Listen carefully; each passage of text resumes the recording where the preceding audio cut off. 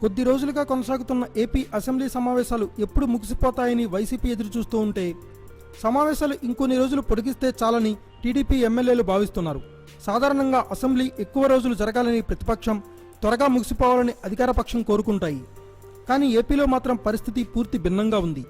ప్రతి విషయంలో అవగాహన రాహిత్యంతో వ్యవహరిస్తున్న వైసీపీ అధినేత, ఏపీ ప్రతిపక్ష నాయకుడు జగన్ తనకు తానే ఇబ్బందులు కొని తెచ్చుకుంటున్నారు. అయితే చంద్రబాబు చక్రబంధంలో చిక్కుకుని జగన్ విలవెల్లాడిపోతున్నారని రాజకీయ విశ్లేషకులు అభిప్రాయపడుతున్నారు.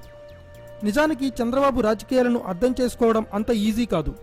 బాబు వ్యూహాలను అర్థం చేసుకోలేక జగన్ తండ్రి దివంగత సీఎం వైఎస్ రాజశేఖర రెడ్డి సైతం 1999 ఎన్నికల్లో బొక్కబోర్లా పడ్డారు.